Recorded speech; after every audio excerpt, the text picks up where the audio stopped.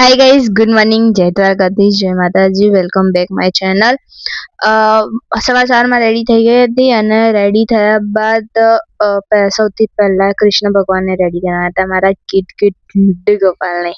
તો એમને પહેલા નવડાવી ધોવડાવી અને એમને રેડી કર્યા, એમને પછી દૂધ ધરાવી દીધું ને એ બધું કામ કરતા કરતા મારે મિનિમમ 8 વાગી ગયા હતા। અને પછી હું ક્લાસીસ ગઈ ને ક્લાસીસેથી ઘરે આવીને જોયું તો મમ્મી શાક બનાવી દીધું હતું। એનો વિડીયો મેં લીધો નથી કેમ કે આવીને ભૂલી ગઈ હતી।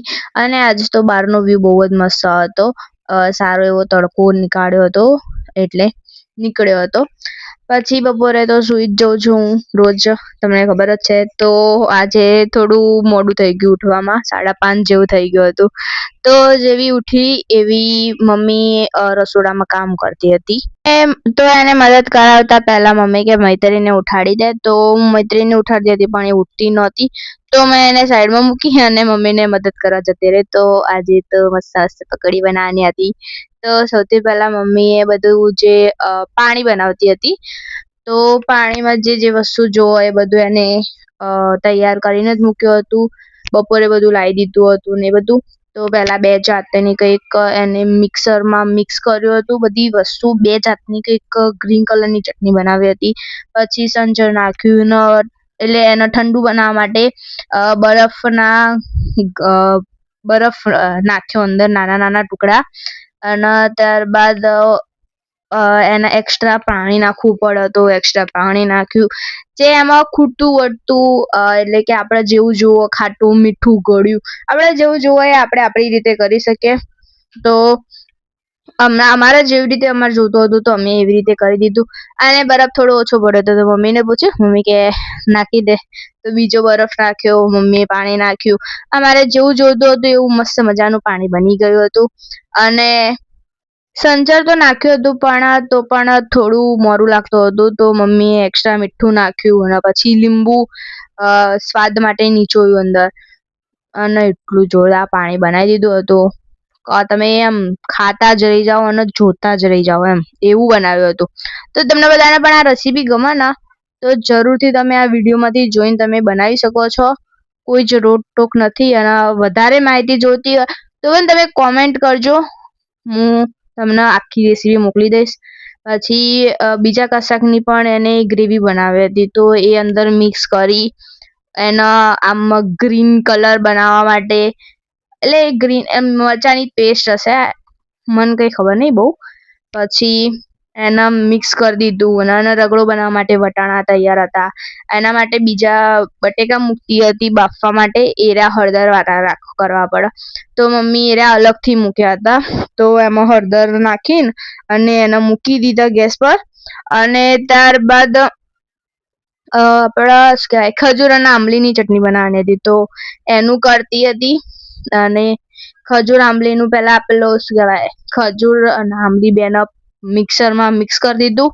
અને ત્યારબાદ એને તપેલીમાં કાઢીને એમાં જે જોઈતી વસ્તુઓ નાખીને, ખાટી બનાવી હોય તો આપણે ખાટી બનાવીએ, કે ગળી બનાવી હોય તો અંદર ગોળ જે અંદર મિક્સ કરવું હોય એ આપણે આપણી રીતે કરી શકીએ। અમારે જેવી જોઈતી હતી એવી બનાવી અને એ પણ બહુ જ મસ્ત બની હતી। ત્યારબાદ એ બધું જ સાઈડમાં મૂકીને બધી તૈયારીઓ કરીને ખાલી રગડો બનાવવાનો બાકી હતો અને પેલું ચણાનું ને એનો મસાલો, તો એ આવીને કરશે એટલે દૂધ લેવા જાય છે। અને હું ત્યાં ઊંધી ટીવીમાં શોર્ટ્સ વિડીયો જોતી હતી અને મમ્મી દૂધ લેવા ગઈ હતી। પછી મમ્મીનો ફોન આવે છે, એટલે સવારે દહીણું મૂકવા ગઈ આવું, તો દહીણું લેવાનું ભૂલી જવાય, તો દહીણું લેવા ગઈ ને દહીણું લઈને ત્યાંથી લઈને ઘરે આવી, તો ભાઈને લઈને આવી તો ભાઈએ થોડી હેલ્પ કરી મને। પાછી મમ્મી જોડે જઈ પાણીના ખોખા ને બધું એની સાથે લેવા ગઈ હતી। અને એના પછી મમ્મી ચણા અને બટેકાનો મસાલો કરવા બેસી જાય છે। બટેકા લઈ લે, ચણા લઈ લે અને એની અંદર જે બધી વસ્તુ જોઈતી હોય એ મિક્સ કરે છે। પછી પેલી ગ્રીન ચટણી બનાવી હોય છે એ ગ્રીન ચટણીનો ઉમેરે છે અને બધું મિક્સ કરી દે છે ફટોફટ, અને મસ્ત મસાલો બનાવી દે છે। અને હવે રગડો બનાવવાની તૈયારીઓ કરતી હોય, તો બટેકાને પેસ્ટ બટેકાને બધા ભાગી દે છે અને અંદર વટાણા ઉમેરે છે અને એને પણ આમ મિક્સ કરી દે બધા અને ફટોફટ અંદર જે જરૂરી વસ્તુ નાખી દે અને આ રગડો ગરમ કરવાનો હોય એટલે પછી એને શું કહેવાય ગેસ પર મૂકી દે મસ્ત પેલા એમાં કઢાઈમાં બધું કાઢીને અંદર થોડું પાણી ઉમેરે છે અને બધું એને મિક્સ કરી દે છે અને થોડી વાર મિક્સ કર્યા બાદ એને ગરમ કરવા થોડી વાર મૂકી રાખે છે અને એ રગડો થઈ ગયા બાદ બધું ખાવાનું રેડી કરી દીધું અને રેડી કર્યા બાદ મસ્ત મજાની પકોડી રેડી કરી દીધી હતી